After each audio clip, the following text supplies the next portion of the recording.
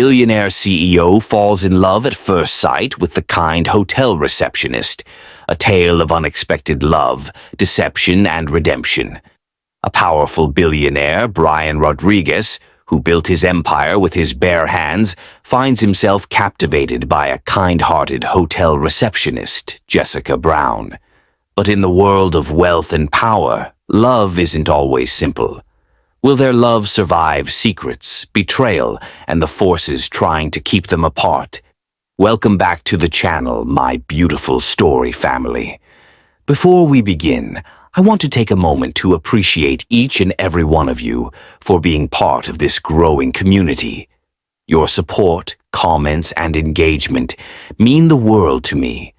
You are the reason we continue to create these stories, and I hope they bring you joy, inspiration, and maybe even a little bit of hope. We spend hours creating these videos to share valuable lessons about love, humility, and kindness. One of my greatest hopes is that these stories touch lives across the world. If you're watching from any part of the world, drop your location in the comments. I'd love to know where this story is reaching. Now let's get into today's story, one filled with unexpected love, betrayal, and redemption. Brian Rodriguez stepped into the lobby of the Royal Crest Hotel, his polished shoes clicking against the marble floor, a sound that echoed faintly amidst the hum of New York City luxury. The air carried the subtle scent of jasmine and wealth, a world he'd long grown accustomed to dominating. At 38, he was a billionaire CEO whose name commanded boardrooms and headlines alike, a man who thrived on control, until this moment. Exhaustion clung to him after a brutal 12-hour flight, his tailored suit slightly rumpled, his dark hair tousled from restless attempts to sleep. He dragged his suitcase forward, eyes scanning the opulent space, when they landed on her. Jessica Brown stood behind the front desk, her presence a quiet flame in the midst of the lobby's grandeur. Her chestnut hair was pulled into a loose bun, a few strands framing her face, and her hazel eyes sparkled with a kindness that felt foreign to Brian's calculated existence. She looked up from her work, meeting his gaze with a smile that hit him like a jolt of electricity, soft, genuine, and utterly disarming. "Welcome to Royal Crest Hotel, Mr. Rodriguez. How may I assist you today?" Her voice was warm, laced with the sincerity that made his chest tighten unexpectedly. He froze, words evaporating from his mind. This wasn't like him. Brian Rodriguez didn't stumble. He didn't falter. Yet here he was, staring at this woman as if the world had tilted off its axis. A room. I need a room," he managed, his voice rougher than intended. She laughed softly, a sound that danced through the air and lodged itself somewhere deep inside him. "Of course, sir. Do you have a reservation?" He blinked, shaking off the haze that had settled over him. "Number. But I don't mind waiting for one if it means I get to keep talking to you." The words slipped out before he could stop them, bold and unfiltered, qualities that had built his empire but rarely surfaced in moments like this. Jessica's cheeks flushed a delicate pink, her eyes widening for a fraction of a second before she ducked her head, busying herself with the computer. She had no idea who he was, no clue that the man standing before her could buy this hotel 10 times over without blinking. To her, he was just another guest, albeit one with a disarmingly intense stare and a voice that seemed to linger in the air. "Let me see what I can do," she said, her fingers tapping swiftly across the keyboard. "We're pretty booked up with the conference, but I might be able to find something." She glanced up at him, catching the way his gaze hadn't wavered. "Long trip?" "Too long," he replied, leaning casually against the counter, though his pulse betrayed the calm he projected. "You ever get tired of dealing with people like me? Rich, impatient, probably a little rude." Her lips curved into a playful smile. "Only when they forget to say please." He chuckled, a low, genuine sound that surprised even him. "Fair enough. Please then. Find me a room, Jessica." Her name rolled off his tongue like he'd been saying it for years, plucked from the small name tag pinned to her uniform. She tilted her head, amused. "You're quick. Most people don't bother with the name tag." "Most people don't pay attention," he countered, his voice dropping slightly. "I do." The air between them thickened, a thread of something unspoken pulling taut. Jessica cleared her throat, refocusing on the screen.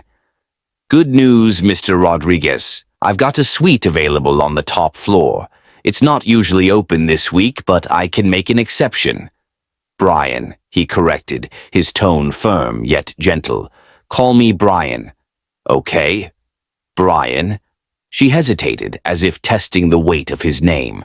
"I'll need a moment to get this processed. Can I have your ID and a card?" He slid both across the counter, his fingers brushing hers for the briefest second. The contact sent a spark through him, sharp and undeniable. He watched her work, noting the way she bit her lip in concentration, the way her brow furrowed ever so slightly. She was beautiful, yes, but it was more than that. There was a depth to her, a quiet strength that intrigued him, pulling him in like gravity. "So, Jessica," he began, unable to stop himself, "how does someone like you end up working a desk in a place like this?" She glanced up, surprised by the question. "Someone like me? Kind, real, not jaded by all this." He gestured vaguely at the glittering chandeliers and the parade of wealthy guests drifting through the lobby. Her smile faltered for a moment, a shadow passing over her expression before she masked it. "It's a job, pays the bills, and I like helping people, even the rich, impatient ones." She handed his cards back, her tone light but her eyes guarded. He wanted to press, to peel back that fleeting layer of mystery, but a voice interrupted them. "Jess, you're needed in the back." A harried co-worker poked her head out from a side door, exasperation etched on her face. Jessica sighed, offering Brian an apologetic look. "Duty calls. Your keys ready. Suite 4201. Elevators to your left. If you need anything, just ring the desk." "Anything?" he asked, a teasing edge to his voice as he took the key. "Within reason," she shot back, already stepping away. But she paused, glancing over her shoulder. "Enjoy your stay, Brian." He watched her go, the sway of her step drawing his attention, until she disappeared behind the door. For a moment he stood there, key in hand, feeling oddly unmoored. He'd met thousands of people, presidents, tycoons, celebrities, and none had ever left him this rattled. What was it about her? As he headed toward the elevator, his phone buzzed, a text from his assistant. "Meeting with Grayson pushed to tomorrow." He's dodging again. Brian's jaw tightened. Grayson Enterprises was the last hurdle in his latest acquisition, a deal worth billions, and the old man was playing hard to get. Normally, Brian would have been strategizing, plotting his next move. But now his mind drifted back to Jessica, her smile, her laugh, the way she'd said his name. The elevator doors slid shut, and he leaned against the wall, staring at his reflection in the polished metal. He was a man who got what he wanted, always. And right now he wanted to know more about her. But as the floors ticked by, a flicker of doubt crept in. She didn't know who he was, didn't know the power he wielded, the shadows that trailed him. What would she think if she did? Back at the desk, Jessica returned from calming Mrs. Carter, her co-worker nudging her with a grin. "That guy was totally into you. Did you see how he looked at you?" "Stop it, Lisa," Jessica muttered, though her cheeks warmed again. "He's just a guest." "A guest who couldn't take his eyes off you," Lisa teased. "Bet he's some big shot, too. You should have seen his suit." Jessica shook her head, dismissing it, but a small part of her wondered. There'd been something in his gaze, something intense, almost searching. She pushed the thought aside, focusing on the next guest. She had no time for daydreams. Her life was steady, predictable, safe. At least it had been until today. Up in his suite, Brian dropped his bag and crossed to the floor-to-ceiling windows, the city sprawling beneath him like a kingdom he'd already conquered. But his thoughts weren't on the deal or the empire he'd built. They were on her. He pulled out his phone, hesitating before typing a quick message to his assistant. Find out everything you can about a Jessica Brown. Works at Royal Crest Hotel. He hit send, a slow smile tugging at his lips. This wasn't just curiosity. It was a chase, and Brian Rodriguez never lost. Meanwhile, in the hotel's staff room, Jessica sat on a worn couch during her break, staring at a text she'd received hours earlier but hadn't opened until now. We need to talk. It's about Mom. Her brother's words stared back at her, heavy with unspoken weight. She closed her eyes, dread pooling in her stomach. Whatever it was, it couldn't be good. Not after everything they'd been through. The clock ticked on, the first hour of their story drawing to a close, but the threads of tension were only beginning to tighten. Brian, a man used to winning, had set his sights on something he couldn't buy. Jessica, a woman hiding more than she let on, had no idea her world was about to collide with his. And somewhere in the city, a storm was gathering, one neither of them could see coming. Jessica slipped back behind the front desk, smoothing her uniform as the chaos of Mrs. Carter's complaints faded into the background. The lobby hummed with its usual rhythm, guests gliding through, the soft clink of glasses from the bar, the occasional burst of laughter. But her mind lingered on Brian Rodriguez. His voice, low and deliberate, echoed in her ears, and that fleeting brush of his fingers against hers replayed in her thoughts. She shook her head, chiding herself. He was just a guest. A charming one, sure, but still just a guest. The phone at the desk buzzed, pulling her back to reality. She answered with her practiced warmth. Royal Crest Hotel, how may I assist you? A guest on the line needed extra towels, routine, grounding. She dispatched the request to housekeeping, her hands moving on autopilot. Yet, as she hung up, her gaze drifted to the elevator where Brian had disappeared. What was it about him? That intensity in his eyes, the way he'd said her name like it mattered. It unsettled her in a way she couldn't quite place. Upstairs, Brian paced his suite, the city skyline glittering beyond the glass like a prize he'd already claimed. The room was pristine, extravagant, everything he was used to. Marble floors, a king-sized bed draped in silk, a mini-bar stocked with bottles that cost more than most people's rent. But his focus wasn't on the luxury. It was on her. Jessica. He dropped onto the leather sofa, running a hand through his hair, replaying their exchange. That smile of hers, it wasn't polished or rehearsed like the ones he encountered in his world. It was real, and it had hooked him deep. His phone vibrated on the table, snapping him out of his reverie. A reply from his assistant. On it. Jessica Brown, huh? Any specifics to narrow it down?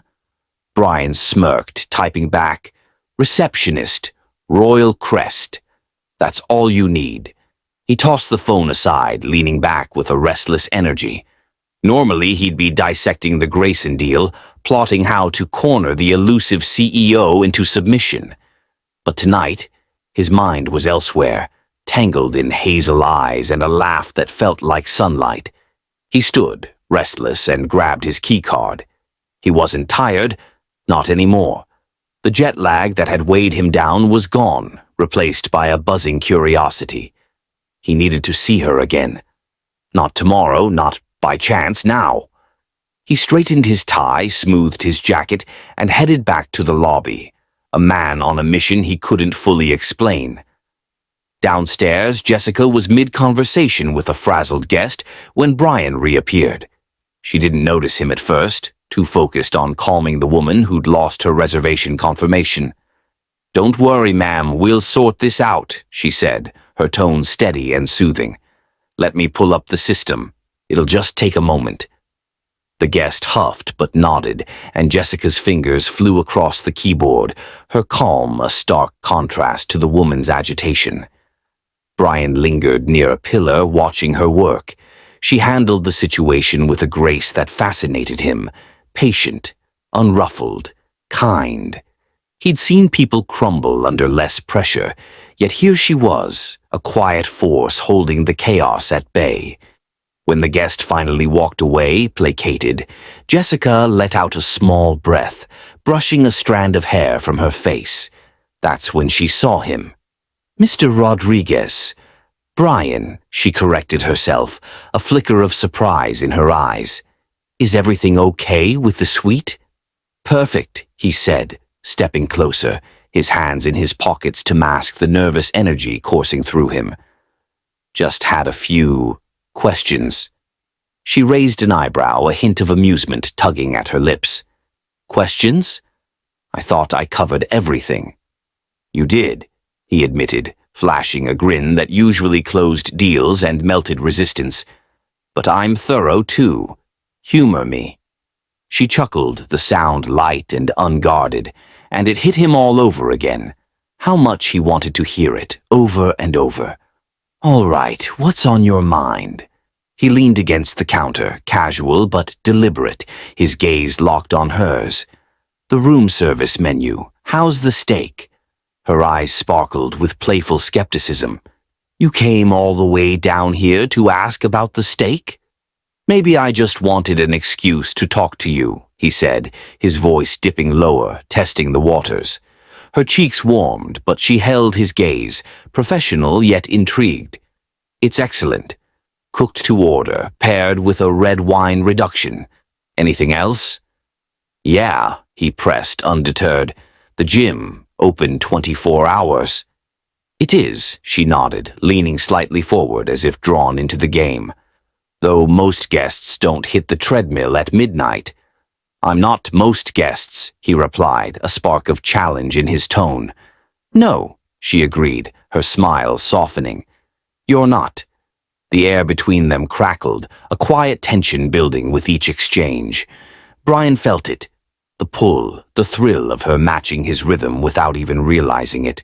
He was a man who never waited, who bent the world to his will, yet here he was, prolonging a conversation about nothing just to stay in her orbit. "What about the pool?" he asked, grasping for another thread to keep her talking. "Also 24 hours, she said, chuckling again. "Sir, I think I've given you all the details you need." "Just making sure," he countered, grinning wider. "You're very thorough, Miss Brown." "Jessica," she corrected, mirroring his earlier move. "And I try to be. Keeps the guests happy." "Consider me happy," he said, his voice softening, the flirtation giving way to something more genuine. "You're good at this, making people feel seen." Her smile faltered just for a heartbeat, a flicker of something deeper crossing her face, surprise, maybe vulnerability, before she recovered. "It's my job," she said simply, though her tone carried a weight he couldn't decipher. He wanted to ask more, to dig into that fleeting crack in her armor, but a group of conference attendees approached the desk, their loud chatter shattering the moment. Jessica straightened, slipping back into her role. "Duty calls again," she said, offering him a small, apologetic smile. "Enjoy the steak, Brian." He stepped back, nodding, but didn't leave. Instead, he lingered near the bar, ordering a drink he didn't want, his eyes drifting back to her as she handled the new guests with the same effortless warmth. He sipped the whiskey, barely tasting it, his mind racing. This wasn't like him, hovering, waiting. He was Brian Rodriguez, the man who made decisions, who took what he wanted without hesitation. Yet here he was, tethered to this spot by a woman he'd known for less than an hour. An hour ticked by, the lobby thinning as the night deepened. Jessica finished her shift, grabbing her coat from the back and stepping out from behind the desk. Brian watched her, debating whether to approach again when his phone buzzed. Another text from his assistant. Jessica Brown, 29. Lives in Brooklyn. No major red flags. Family info sparse. Mother deceased, brother in the city. Want more? Brian's jaw tightened. Sparse. That word gnawed at him. There was more to her, layers he couldn't yet reach. She crossed the lobby, unaware of his gaze, her steps quick but weary. As she passed the bar, their eyes met for a split second, just long enough for her to offer a shy wave before disappearing through the revolving doors. Brian's grip tightened on his glass. He could follow her, charm her into a late-night coffee, but something stopped him. Not yet. This wasn't a deal to close in one night. It was different. Back in his suite, he stood at the window again, the city restless below. His phone buzzed once more, Grayson's team requesting a breakfast meeting. Work beckoned, but his thoughts stayed on Jessica. He'd see her again tomorrow, he decided. He'd make sure of it. Meanwhile, Jessica stepped onto the subway, the rumble of the train drowning out the noise in her head. She pulled out her phone, staring at her brother's text again. "We need to talk." "It's about Mom." Her stomach twisted. Mom was gone. Had been for years, so what could this be? She typed a reply. "Tomorrow, I'm off at 3, and hit send, her fingers trembling. Whatever it was, it felt like a storm on the horizon, one she wasn't ready to face. The train sped through the dark, carrying her toward Brooklyn, while Brian stood in his tower, gazing out at a city that suddenly felt too small to contain the questions burning in his chest. 2 hours had passed since their first meeting, and already the threads of their lives were knotting together, tight, tangled, and teetering on the edge of something neither could predict. A billionaire who never waited had found someone worth waiting for, and a receptionist with secrets of her own had caught the eye of a man who'd stop at nothing to uncover them. The night stretched on, heavy with promise and peril, leaving them both suspended in a story that was only just beginning. Brian lingered in the bar longer than he intended, the ice in his whiskey melting into a puddle as the clock ticked past midnight. The lobby beyond the glass walls had quieted, the last stragglers from the conference stumbling to their rooms, but he couldn't shake her. Jessica. Her voice, her laugh, the way she'd held his gaze without flinching, it looped through his mind, relentless. He wasn't a man who lingered on anything or anyone. But here he was, rooted to this spot, replaying every word they'd exchanged.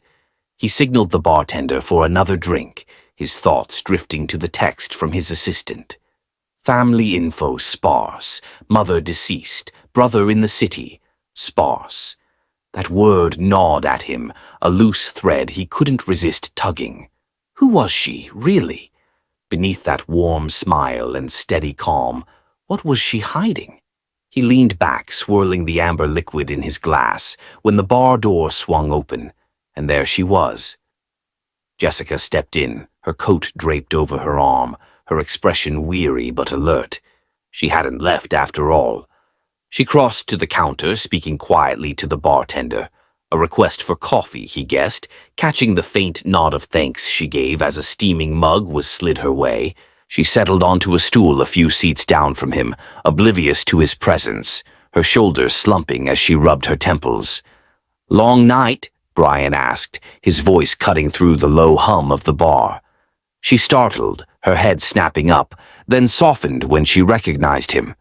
"Brian, I thought you'd be asleep by now." "Not a chance," he said, sliding over to the stool beside her, uninvited but undeterred. "You're still here too. Overtime?" She hesitated, her fingers tightening around the mug. "Something like that. Just helping out." He studied her, noting the faint shadows under her eyes, the way her jaw tensed for a split second before she forced a smile. "You don't strike me as the type who lives for extra shifts."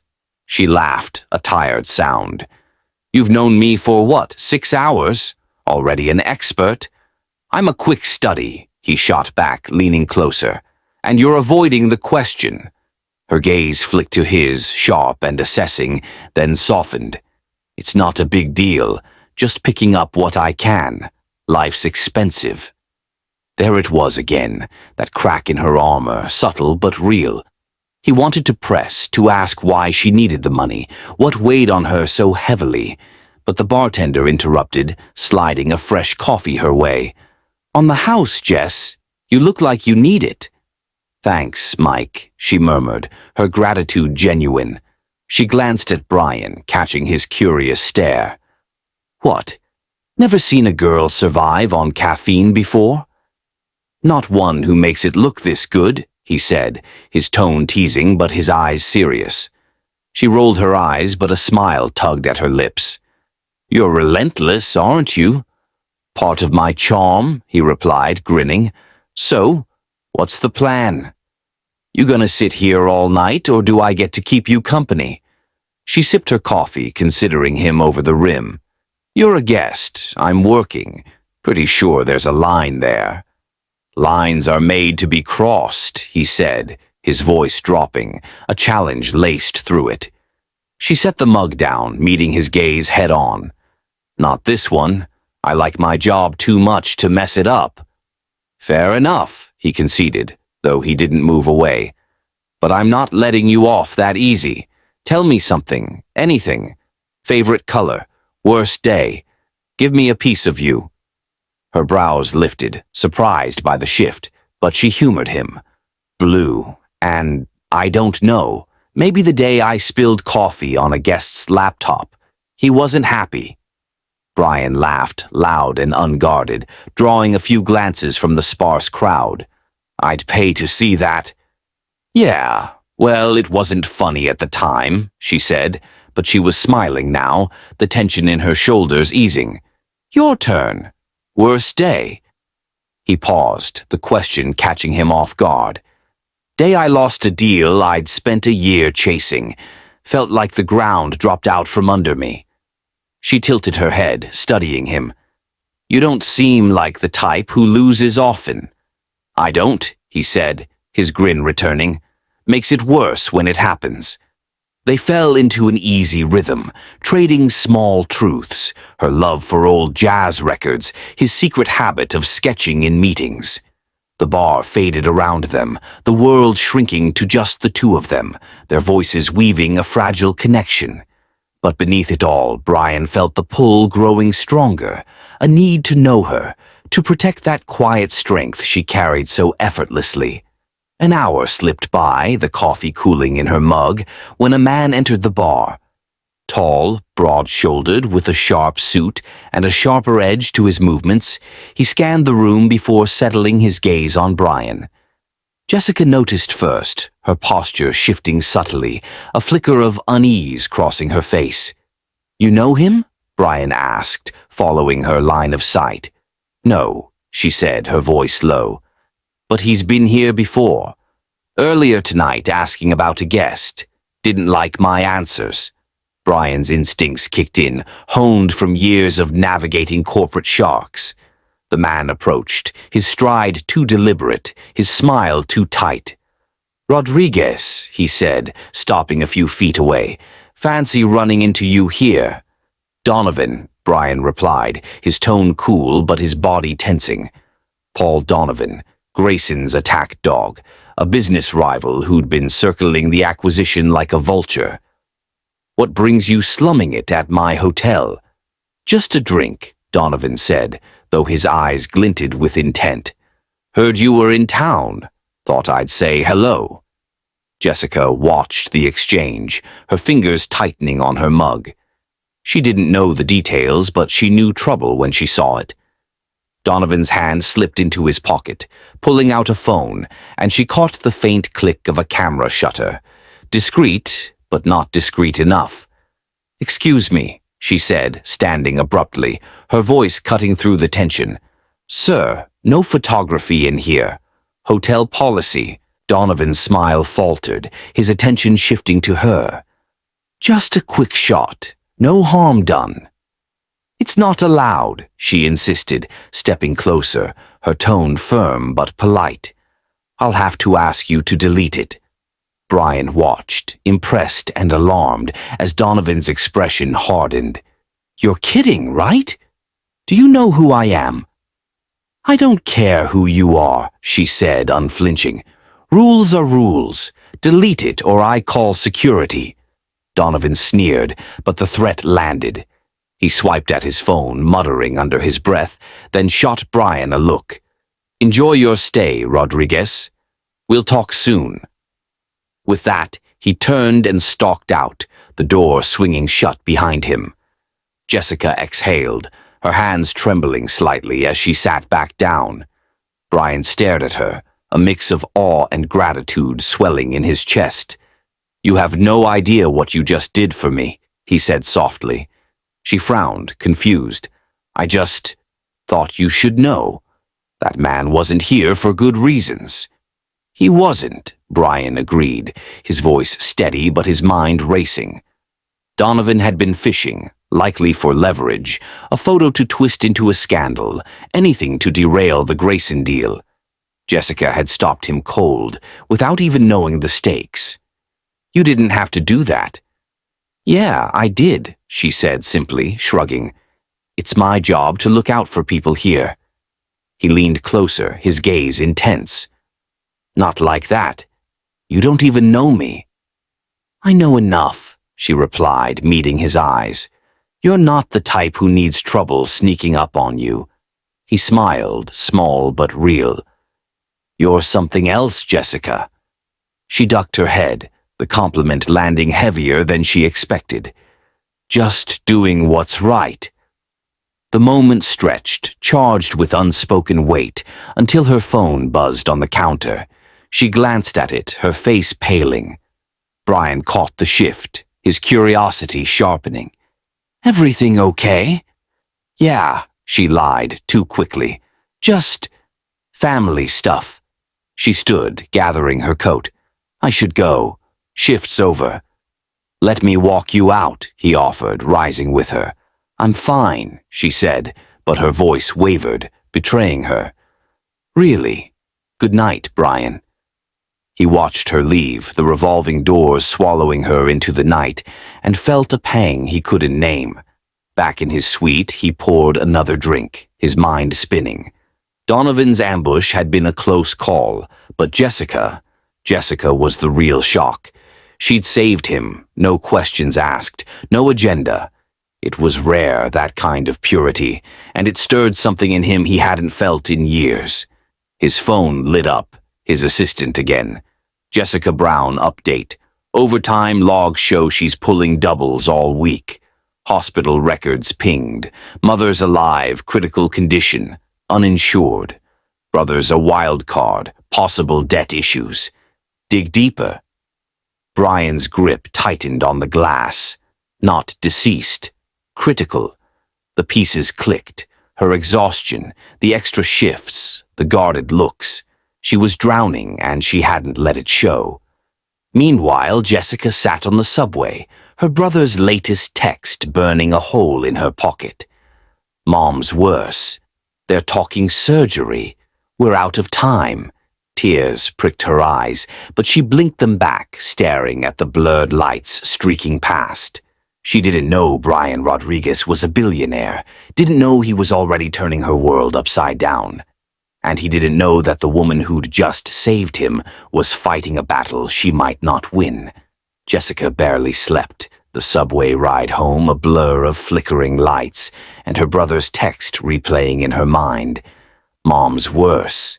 They're talking surgery. We're out of time. By the time she stumbled into her cramped Brooklyn apartment, dawn was creeping through the blinds, casting pale streaks across the worn floor. She collapsed onto the couch, her uniform still on, and stared at the ceiling, the weight of it all pressing down. Hospital bills, her mother's frail voice from their last call, the desperate edge in her brother's words. She didn't cry. She couldn't. Not yet. Upstairs in his suite, Brian couldn't sleep either. The whiskey sat untouched now, his assistant's message glowing on his phone. Mother's alive, critical condition, uninsured. It explained everything. Jessica's exhaustion, the overtime, the quiet strain behind her smile. He paced the room, restless, the city's hum a distant roar beyond the glass. Donovan's ambush lingered in his thoughts, a sharp reminder of the stakes in his world, but it was Jessica who consumed him. She'd stepped in, fearless and unasked, and saved him from a mess she didn't even understand. He wanted to repay her. No, more than that. He wanted to know her. By morning, he'd made a decision. He dialed his assistant, voice clipped and decisive. Call the Royal Crest manager. Jessica Brown gets the day off, full pay, no questions, and reserve the rooftop restaurant tonight. Private dinner, my name on it. Make it discreet. He hung up before the inevitable follow-up questions, his pulse quickening. It was bold, even for him, but Brian Rodriguez didn't second-guess. He acted. Jessica woke to her alarm blaring, the clock reading 10 a.m. Too late. She bolted upright, heart racing, scrambling for her phone. No missed calls from work. Strange. She showered in a rush, threw on her uniform, and headed to the hotel, her mind a tangle of worry, mom, money, and inexplicably, Brian's face flashing through it all. She arrived at the Royal Crest just past noon, her hair still damp, expecting the usual chaos of the front desk. Instead, the manager, Mr. Hargrove, greeted her with a rare smile. "Jessica, what are you doing here?" he asked, peering over his glasses. She frowned, adjusting her bag. "My shift? It starts at noon." "Not today," he said, shaking his head. "You've got the day off, paid in full. Some VIP guest pulled strings, left a note for you too." He slid an envelope across the counter, her name scrawled in sharp, confident handwriting. She stared at it, suspicion prickling her skin. Paid. By who? Hargrove shrugged, already turning away. "Doesn't say, but there's an invitation in there. Dinner, rooftop restaurant, 7 p.m. Don't ask me details. I'm just the messenger." Her stomach flipped. She tore open the envelope, finding a simple card. Dinner tonight. Rooftop. No uniform required. B. Brian. It had to be. She clutched the note, torn between irritation and a flicker of curiosity. Who did he think he was, rearranging her life like this? And yet, a day off, paid, with her mother's bills looming, it was a lifeline she couldn't ignore. The day stretched strangely without work. She visited the hospital, sitting by her mother's bedside, the beep of machines a grim soundtrack. Her mother, pale and fragile, squeezed her hand weakly. "You look tired, Jess. Take care of yourself, too." Jessica forced a smile, promising she would, but the lie tasted bitter. Her brother arrived, tense and unshaven, muttering about loans and favors he couldn't repay. They didn't resolve anything, just sat in heavy silence until visiting hours ended.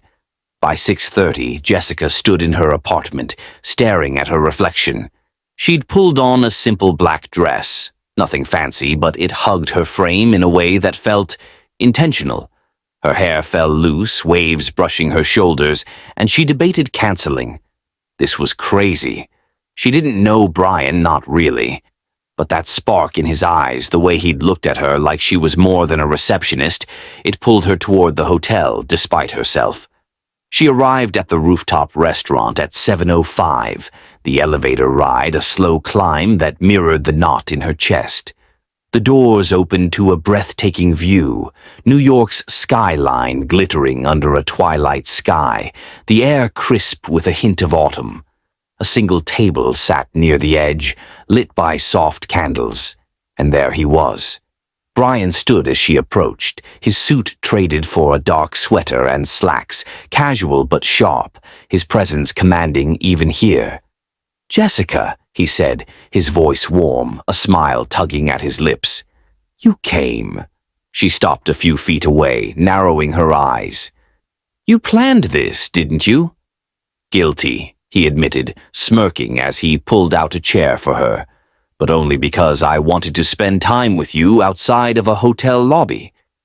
She hesitated, her arms crossing instinctively. "You can't just buy me a day off and expect me to play along." "I didn't buy it," he said, his tone softening. "I asked a favor. Big difference. Sit. Please. Her resolve wavered, the please catching her off guard. She slid into the chair, eyeing him warily as he sat across from her. What's this about, Brian? Really? He leaned forward, elbows on the table, his gaze steady. You saved me last night.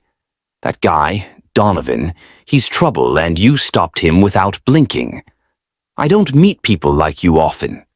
She shifted, uncomfortable under the weight of his words. I was just doing my job. No, he countered, firm but gentle. You went beyond that, and I wanted to say thank you, properly.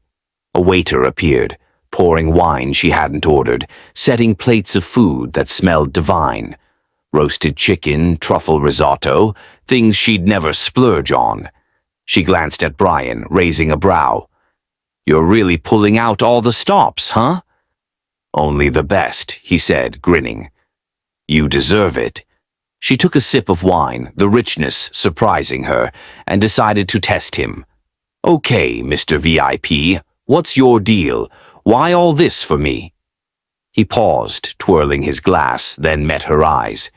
I'm not good at half measures. I see something I want, I go for it. And you're not like anyone I've met.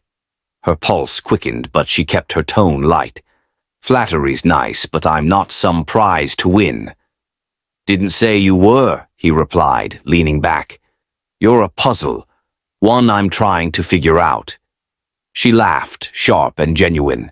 Good luck with that. I'm not that interesting. I disagree, he said, his voice dropping, a challenge sparking in his eyes. Tell me I'm wrong. Tell me there's nothing behind that smile. Her breath caught, his words slicing too close. She looked away out at the city, the lights blurring as her guard wavered. You don't know me, Brian.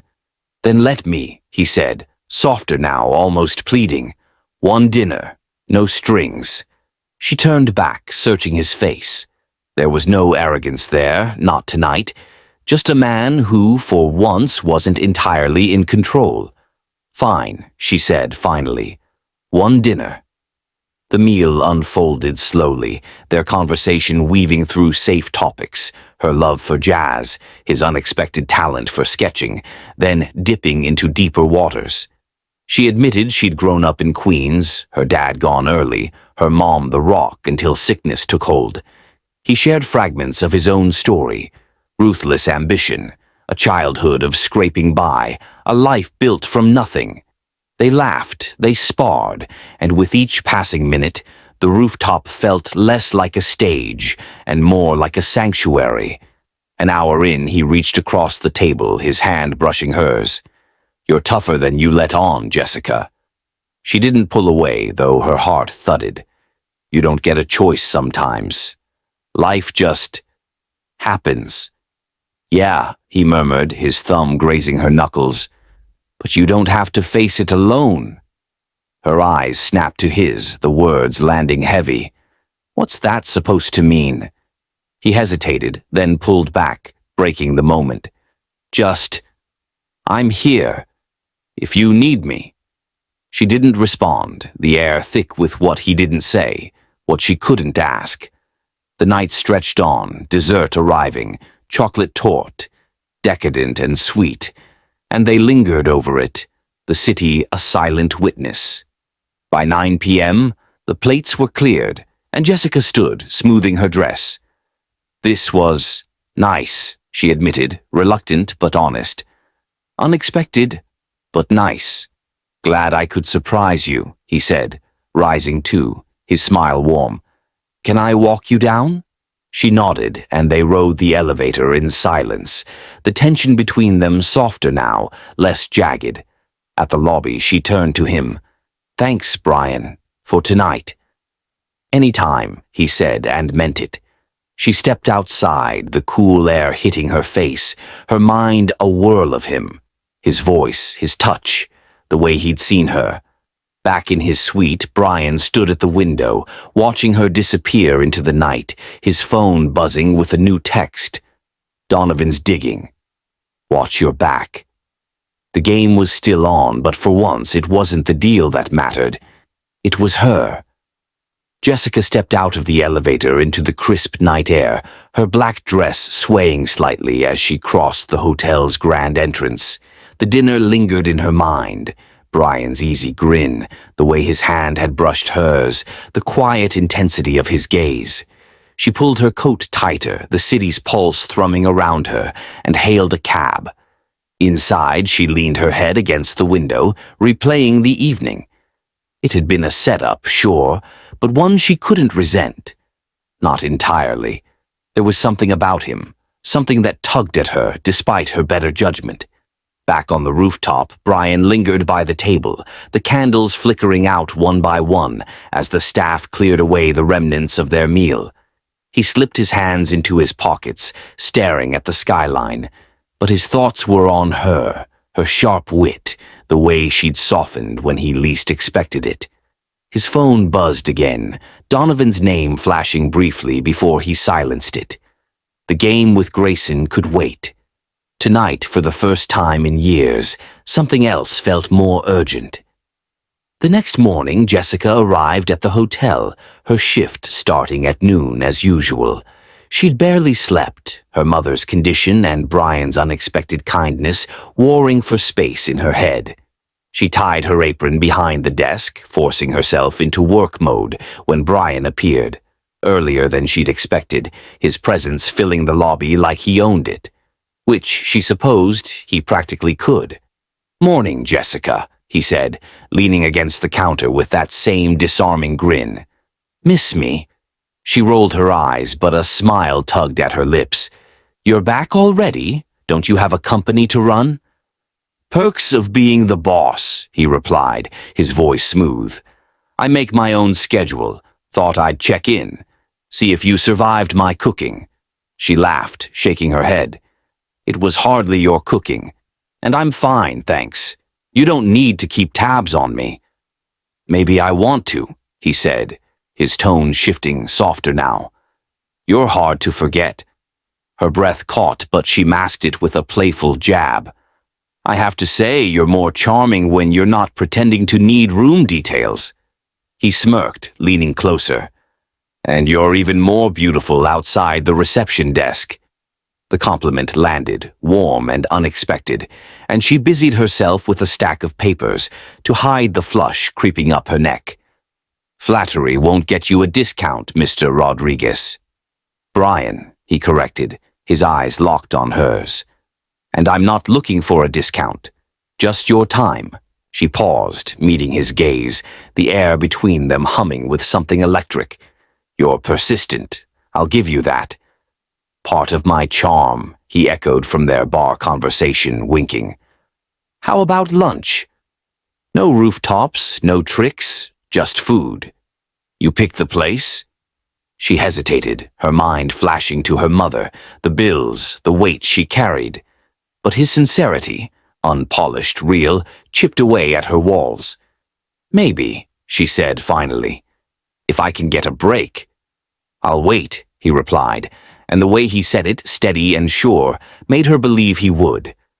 An hour later, they sat in a small diner 2 blocks from the hotel, a place Jessica loved for its greasy fries and jukebox humming in the corner.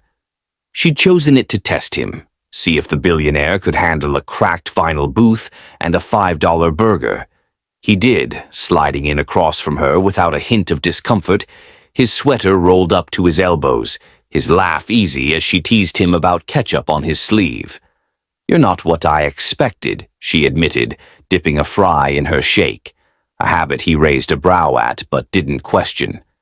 "Good or bad?" he asked, stealing a fry from her plate. "Good," she said, smirking as she swatted his hand. "I figured you'd be, I don't know, arrogant, cold, like those guys in suits who yell at me for things I can't control." He leaned back, studying her. "I can be arrogant, but not with you. You don't let me get away with it." She grinned, liking that answer more than she'd admit. "Guess I'm special then." "You are," he said, no trace of a joke in his voice, and the weight of it settled between them. They talked for an hour, About her childhood sneaking into jazz clubs, his sketching habit he'd picked up to stay sane in endless meetings.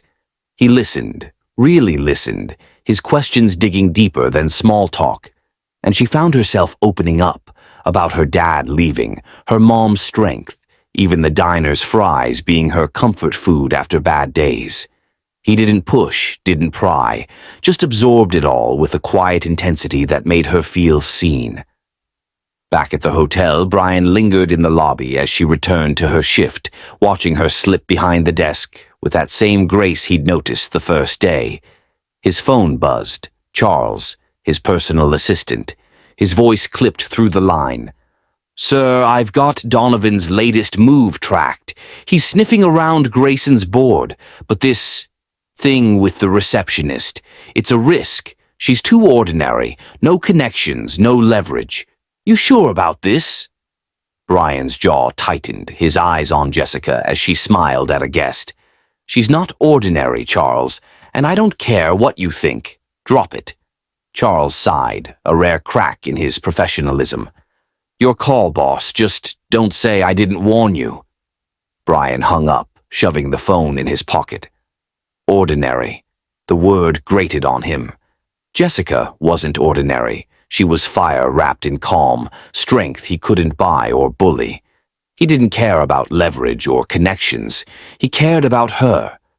Later, as her shift neared its end, he caught her in the staff room on her break, sipping coffee, her eyes tired but bright.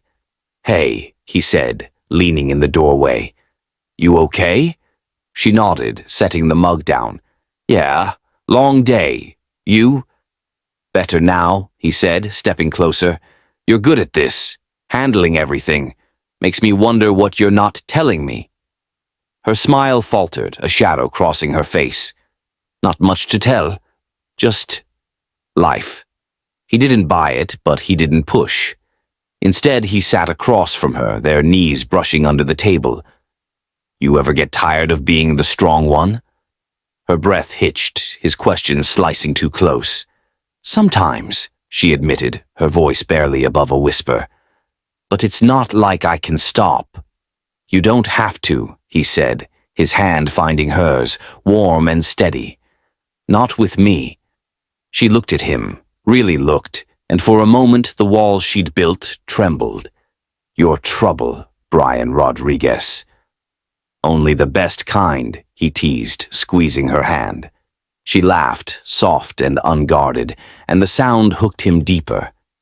They sat there, the clock ticking past her break, neither pulling away. Outside, the city churned, Donovan plotting, her brother texting again. "Surgeries scheduled. We need cash, Jess." The hospital waiting like a guillotine. But in that small room, it was just them, the attraction tightening its grip, undeniable and alive. 2 hours had woven their bond tighter, his defiance of Charles, her slow surrender to his warmth. He wasn't the billionaire she'd feared, and she wasn't the puzzle he'd first chased. They were more, and the world beyond them was closing in. Donovan's schemes, her family's crisis, secrets still unspoken. The diner's jukebox faded, the coffee cooled, but the spark between them burned brighter, teetering on the edge of something neither could walk away from. Jessica leaned back in the staff room chair, Brian's hand still warm against hers, his thumb tracing absent circles over her knuckles. The air between them felt charged, a quiet intimacy settling in after their diner lunch and the stolen moments of her break. His laugh, low and genuine, echoed in her mind, a stark contrast to the polished billionaires she'd always pictured barking orders over the phone. He was different with her, softer, and it stirred something she wasn't ready to name. "You're staring," she teased, pulling her hand back to sip her cold coffee, though her smile betrayed her. "Can't help it," Brian replied, leaning forward, his smirk playful but his eyes serious. "You're distracting." She rolled her eyes, but the warmth in her chest grew. "You're the one who keeps showing up. I'm just trying to work here." "Work's overrated," he said, standing as her break ended. "I'll see you later, Jessica." Don't disappear on me." "No promises," she shot back, but as he left she felt the pull, undeniable, steady, like a tide she couldn't outrun. The rest of her shift blurred by, guests and paperwork fading into the background as her thoughts split between Brian's easy charm and her brother's latest text. Surgeries tomorrow. $20,000 short. Help. Her stomach knotted, the numbers a weight she couldn't lift alone. She clocked out at 8 p.m., exhaustion tugging at her, and checked her phone as she stepped into the lobby. A new message waited, not from her brother, but an unknown number. Her breath caught as she opened it. "Stay away from Brian Rodriguez, or you'll regret it." The words hit like ice water, sharp and sudden. She froze, rereading it, her pulse hammering. A prank? A mistake? But the specificity, Brian's name, made it feel too real. She glanced around the lobby, half expecting someone to be watching, but it was just the usual hum of late-night guests. Her hands trembled as she shoved the phone into her bag, hurrying to the subway, the threat looping in her mind. Upstairs, Brian sat in his suite, sketching idly on a notepad, a habit he rarely indulged anymore. The lines formed her face, Jessica's eyes, her smile, without him fully realizing it. His phone buzzed, pulling him back. "Charles again. Sinclair's on the move. Word is he's pissed about Grayson. Thinks you're distracted." Brian's jaw tightened. Raymond Sinclair, another rival, older, Kajier with a grudge that stretched back years. The Grayson deal had put Brian in his crosshairs, but this felt different, personal. He tossed the sketch aside, pacing to the window. Distracted. Maybe he was. Jessica had shifted something in him, pulled his focus from the relentless grind of his world. He didn't regret it, not yet, but Sinclair wouldn't hesitate to exploit it. His phone buzzed again, this time a call from his security head, Victor. "Boss, we've got chatter. Sinclair's digging into your personal life, hotel staff specifically. You need to lock this down." "Staff?" Brian's voice sharpened. "Jessica." "Not confirmed," Victor said, cautious. "But if he's sniffing around the hotel, she's a target. You've been seen with her." Brian's grip tightened on the phone, a surge of anger flaring hot. "Find out. Now and get me eyes on Sinclair." He hung up, the room suddenly too small, his mind racing. Jessica wasn't just a distraction. She was a vulnerability, one Sinclair could weaponize. He grabbed his coat, heading downstairs. He needed to see her, warn her, something. But she was already gone. The next morning, Jessica arrived at the hotel, the anonymous message a shadow she couldn't shake. She'd barely slept, jumping at every creak in her apartment. The words "you'll regret it" burned into her thoughts. She tied her apron with unsteady hands, forcing a smile for the early guests, when Brian stormed into the lobby, his usual calm replaced by a coiled intensity. "Jessica," he said, his voice low but urgent, pulling her aside. "We need to talk." She frowned, his tone setting her on edge. "What's wrong?"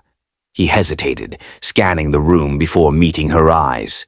"Someone's targeting me. A rival. Raymond Sinclair. He's dangerous, and I think he's coming after you to get to me." Her stomach dropped, the message flashing in her mind. "What? Why me?" "Because of this," he said, gesturing between them, frustration lacing his words. "Us. I've been different since I met you. He sees it.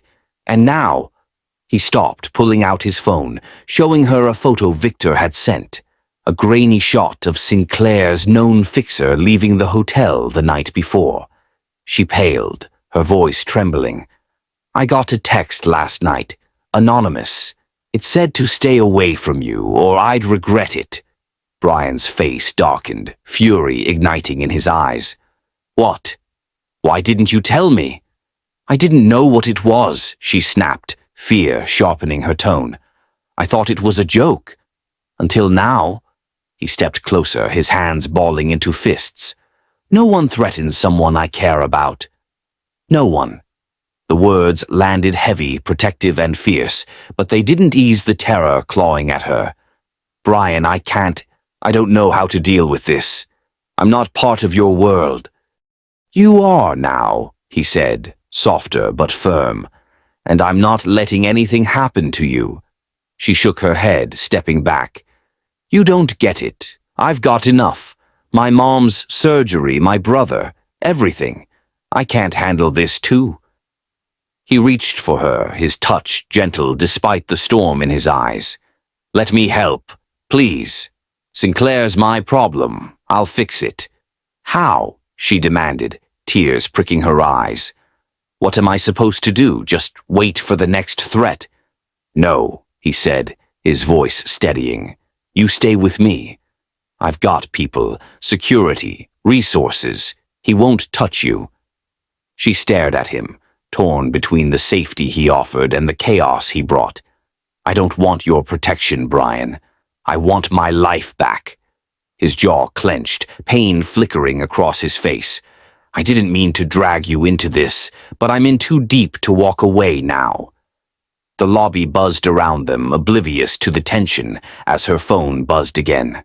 Another message. Last warning. Leave him. She showed it to Brian, her hands shaking, and his fury flared anew. Victor's on it, he said, dialing his security head. We're tracing this. Sinclair's done. But what if he's not? She whispered, terror gripping her. What if he gets to me, or my family? He won't, Brian vowed, pulling her close despite her resistance. I swear it.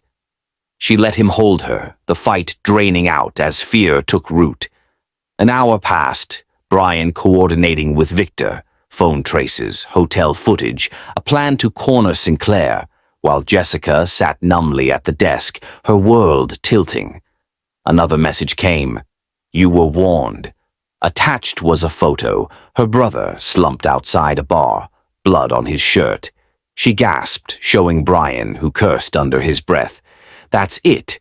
You're not leaving my sight. I have to go to him, she said, panic rising. He's hurt. We'll get him, Brian cut in, already dialing.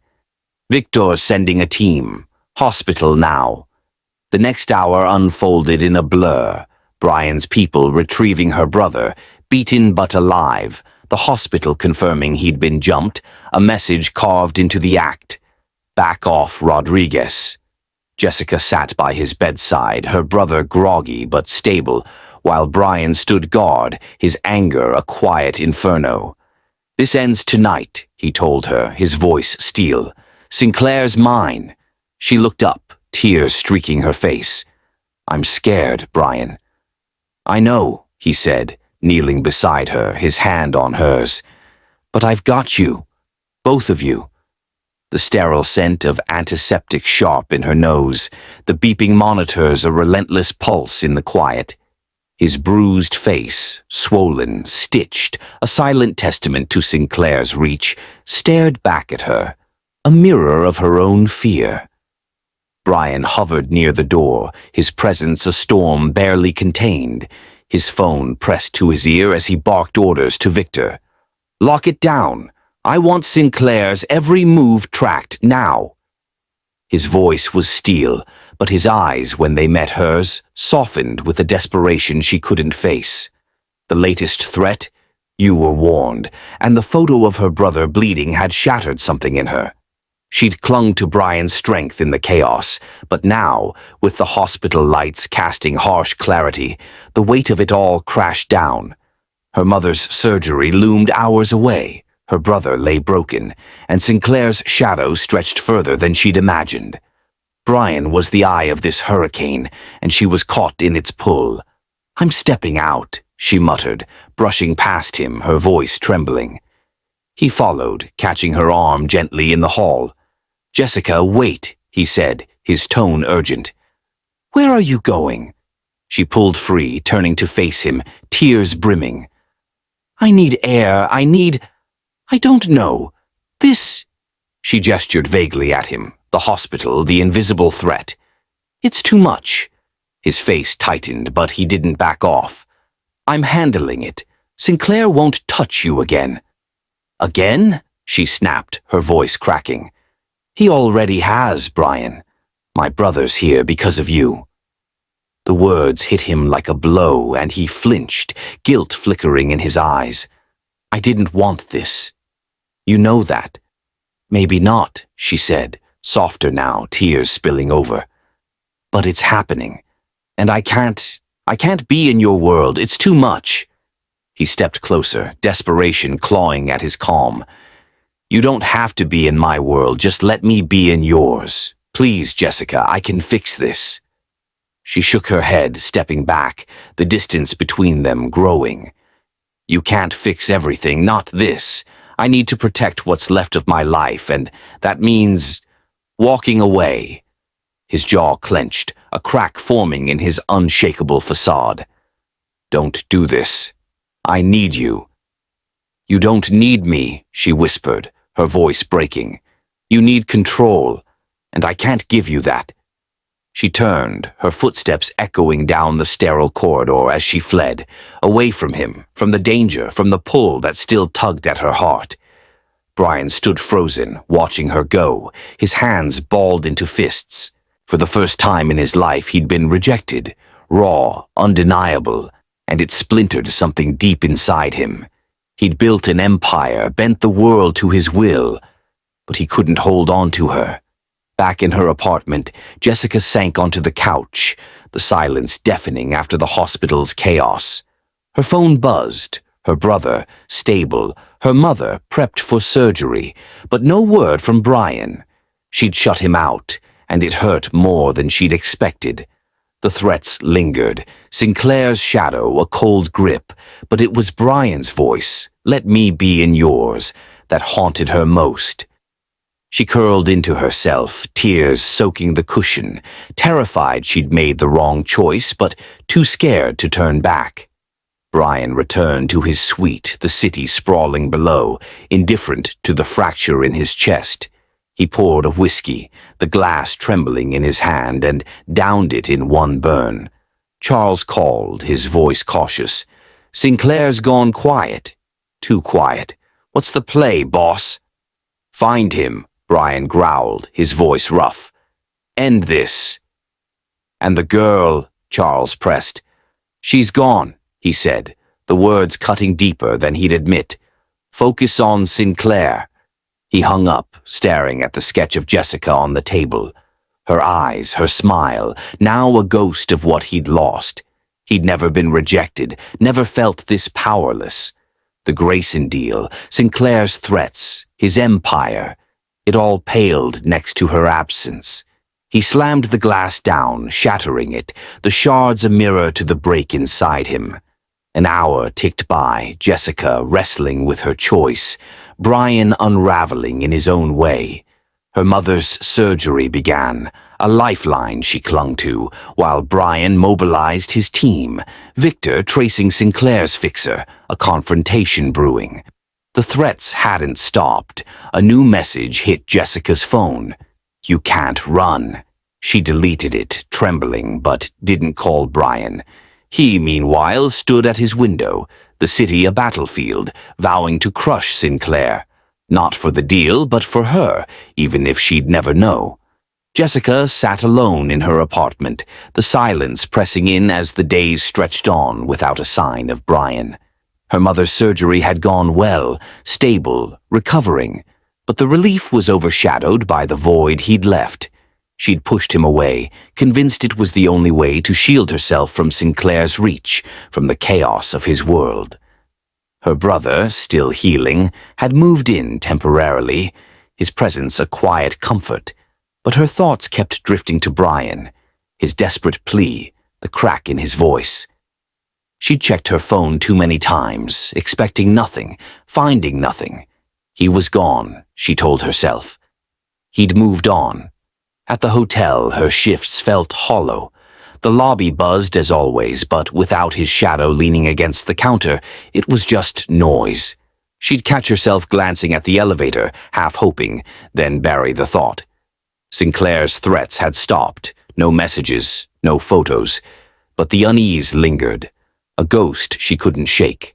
She'd won her life back, or so she told herself, but it didn't feel like victory. Brian, meanwhile, had vanished from the royal crest, retreating to his penthouse across the city. The suite sat empty, his sketches of Jessica abandoned on the table, the broken glass swept away, but the fracture in him untouched. He'd thrown himself into the hunt for Sinclair, Victor's team tracking leads, pinning the fixer to a string of shell companies. The Grayson deal hung in the balance, but it was secondary now. He worked in silence, fury and loss fueling him, her rejection a wound he couldn't cauterize. Charles watched, wary but silent, knowing better than to push. 4 days after she'd walked away, an envelope arrived at Jessica's apartment, slipped under her door. Her name was written in that same sharp, confident script she'd seen on the rooftop invitation. Inside, a card. Gala. Friday, 8 p.m. The Met. Brian Rodriguez, host. Her heart stuttered. A gala? After everything? She traced the letters, torn between tossing it and clutching it. Closure, she decided. She'd go, see him one last time, and end this pull between them for good. Friday night, she stepped into the Metropolitan Museum of Art, the grand hall awash in gold light and the hum of New York's elite.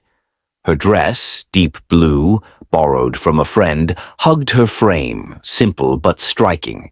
She felt out of place among the glittering crowd, their laughter and clinking glasses a world apart from her own. She scanned the room, nerves twisting, until she saw him. Brian stood near the center, a black tuxedo sharpening his edges, his presence magnetic, even in a sea of power.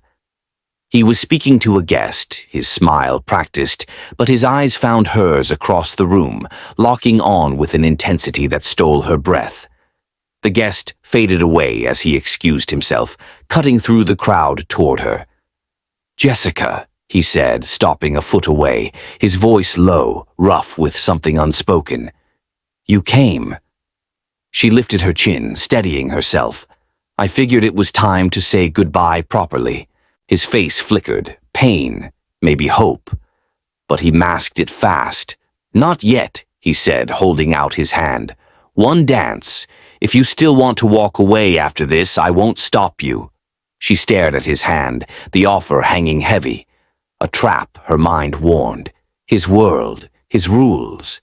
But her heart, traitor that it was, urged her forward.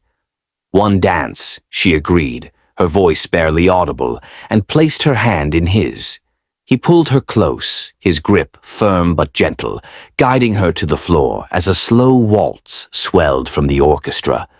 The room blurred, the crowd fading until it was just them, his hand on her waist, hers, her hand on his shoulder, their steps sinking effortlessly.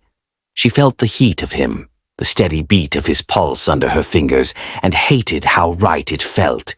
"You disappeared," she said, her voice soft, accusing. "I needed space," he replied, his eyes never leaving hers.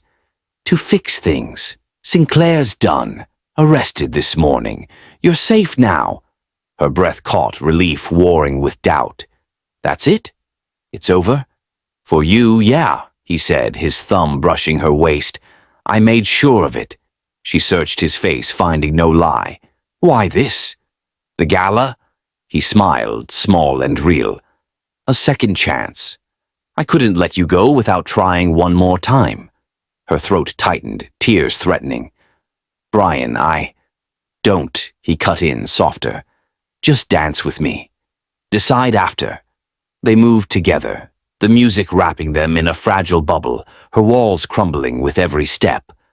An hour slipped by, the gala humming around them, but they stayed locked in that dance, two souls teetering on the edge. When the song ended, he didn't let go, his hand lingering. "Well?" he asked, voice raw, vulnerable in a way she'd never seen. She swallowed, torn between the safety of her old life and the risk of his. "I don't know," she whispered, "but I'm here." His grip tightened, a flicker of hope igniting. "That's enough for now." The night stretched on, their dance a quiet promise, but shadows lingered. Sinclair's arrest too neat, a loose thread Victor hadn't caught. 2 hours had spun their tale, a reunion, a gamble. But the game wasn't over. Not yet. Jessica's hand lingered in Brian's as the final notes of the waltz faded, the gala's golden glow casting soft shadows across his face. The crowd swirled around them, a sea of tuxedos and gowns, but their small island of silence held firm. His words, "That's enough for now," echoed in her chest, a lifeline she wasn't sure she could grab. She pulled back slightly, her fingers slipping from his, but his gaze kept her anchored, searching, waiting. "You're still here," he said, a faint smile tugging at his lips, though his eyes betrayed the stakes. "I am," she replied, her voice unsteady. "But I don't know what that means yet." Before he could answer, a ripple moved through the room, heads turning, whispers rising. Brian's posture shifted, alert as Victor approached, his face grim but triumphant. "It's time, boss," he said, low enough for only them to hear. "Sinclair's here. We've got him." Jessica frowned, confusion tightening her grip on Brian's arm. "What's happening?" He turned to her, his expression hardening with resolve. "Closure. For both of us." The orchestra paused, and Brian stepped forward, raising a hand to quiet the murmurs. The crowd parted as he took the center of the room, his voice carrying with the authority that had built his empire. "Ladies and gentlemen, I apologize for the interruption, but there's something you need to know, something I need to set right." Jessica watched, pulse racing, as he gestured to Victor. A screen descended behind him, flickering to life with grainy footage, security tapes, emails, voice recordings. The room hushed, eyes widening as Raymond Sinclair's face appeared, his voice cold and clipped. "Rodriguez is distracted. The girl's the key. Make it hurt." Another clip, Sinclair's fixer outside the hotel, then her brother's attack, timestamps matching the threats she'd received. "This man," Brian said, pointing to the screen, "tried to destroy me, not just my business, but someone I care about. Raymond Sinclair orchestrated blackmail, assault, and intimidation. He threatened Jessica Brown, a woman whose only crime was crossing my path." Gasps rippled through the gala, heads turning to Jessica, who stood frozen, the weight of his words sinking in. Brian's eyes found hers, steady and fierce. He's done. Tonight, he faces the consequences. As if on cue, the double doors swung open, and Sinclair strode in, gray-haired, sharp-suited, arrogance radiating, only to falter as federal agents flanked him, badges flashing. "Raymond Sinclair," one announced, "you're under arrest for conspiracy, assault, and extortion." His protests echoed as they cuffed him, the crowd parting in stunned silence as he was led out, his glare cutting to Brian, then Jessica, before disappearing. The room erupted, applause, whispers, chaos, but Brian crossed back to her, ignoring it all. "It's over," he said, his voice low, just for her. "He can't touch you anymore." She stared at him, the gala fading to a hum, her mind reeling. Sinclair's threats, her brother's blood, the fear that had driven her away. It was gone, dismantled in front of her. And Brian had done it, not for his deal, not for power, but for her. Tears welled, her breath shaky as the truth hit. "I thought I was saving myself from heartbreak," she said softly, stepping closer, her voice breaking. "But I think I was breaking my own heart." His face softened, a smile breaking through the tension. "Then let me fix it." He reached for her, and this time she didn't pull away. Her hand found his, fingers lacing tight, and he pulled her into him, his arms wrapping around her like a shield. The crowd blurred, the gala's noise a distant roar as she pressed her forehead to his chest, feeling his heartbeat, steady, real. "You didn't have to do this," she murmured, her voice muffled against him. "Yeah, I did," he replied, his lips brushing her hair. You're worth it, Jessica. She tilted her head up, meeting his eyes, and saw everything. Relief, longing, a promise. I'm sorry I ran. I'm sorry I let you, he said, his thumb brushing her cheek, wiping away a tear. But I'm not letting go now. She smiled, small but true, and leaned up, kissing him, soft, tentative, then deeper as the fear melted away. The gala spun on, oblivious, but for them, time stopped, 2 hours of tension unraveling into something new. Sinclair was gone, the danger lifted, and in its place stood a chance, a fragile, beautiful beginning. Jessica pulled back from the kiss, her lips tingling, Brian's arms still wrapped around her as the gala's hum pulsed in the background. The weight of Sinclair's arrest, of the threats dissolving into nothing, left her dizzy, but it was Brian's steady presence that grounded her. His hand lingered on her cheek, his smile soft but triumphant, and for the first time in days, she felt the knot in her chest loosen. The crowd milled around them, oblivious to the quiet seismic shift between them. But she didn't care. She'd almost lost this, lost him, to fear. You okay? He asked, his voice low, thumb brushing her jaw. She nodded, a laugh escaping her, shaky but real. Yeah, better than okay. Good, he said, stepping back but keeping her hand in his. Because I've got one more thing to show you. Her brow furrowed, curiosity sparking. What now? You've already taken down a villain in front of half of New York. He grinned, a glint in his eyes. Trust me, you'll like this. An hour later, they were in his car, a sleek black thing that purred through the city streets, heading away from the Met. Jessica leaned against the window, the gala's glow fading behind them, her blue dress catching the street lights. Where are we going? She asked, glancing at him. You'll see, he said, his tone teasing but warm, his hand resting casually on the gear shift. The hospital loomed ahead, its stark white facade a jolt after the evening's glamour.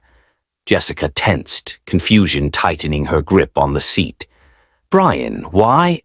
He parked, cutting the engine, and turned to her, his expression softening. Come with me. She followed, her heels clicking on the pavement, unease mixing with trust as he led her inside. The halls were quiet, the night shift staff moving with practiced calm, and he guided her to a private wing she hadn't seen before. Polished floors, soft lighting, a world apart from the overcrowded rooms her mother had been in.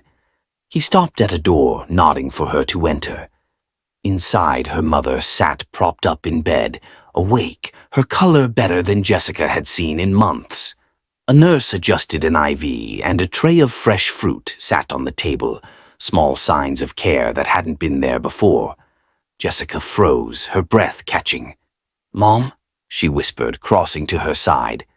Jess, her mother said, her voice stronger, a smile breaking through. They moved me here yesterday. Best doctors, they said. Everything's paid for, surgery, recovery, all of it. Jessica turned to Brian, who leaned against the doorframe, hands in his pockets, watching her with quiet intensity. You did this? She asked, her voice trembling. He shrugged, almost sheepish. I made a few calls. After you told me about her, I couldn't just do nothing. Tears welled, her chest tight with gratitude and something deeper. I don't know how to thank you. He stepped closer, grinning that easy, disarming grin. Dinner at the rooftop. She laughed, the sound bursting free, bright and unguarded, and threw her arms around him. He caught her, pulling her close, his laugh rumbling against her. I'll take that as a yes, he murmured into her hair. Her mother watched, a knowing smile tugging at her lips. He's a keeper, Jess. Yeah, Jessica said, pulling back to look at him, her eyes shining. I think he is. Later that night, they stood on the Royal Crest's rooftop, the same table from their first date, set with candles, the city sprawling beneath them in a sea of lights. The air was cool, the tension of the past weeks gone, replaced by a quiet joy. Jessica leaned against the railing, her dress fluttering in the breeze, and Brian joined her, his arms slipping around her waist. "You didn't have to do all this," she said, glancing up at him. "The hospital, the gala." "I wanted to," he cut in, his voice steady. "You deserve it, Jessica, more than you know." She turned to him, her hand resting on his chest. "I was so scared of losing myself in you, but I think I found something instead." He smiled, leaning down, his forehead touching hers. "Me too." Their lips met, slow and sure, the city lights framing them in a perfect glow. And that, my beautiful story family, is the end of this incredible love story. Thank you for being part of this amazing journey.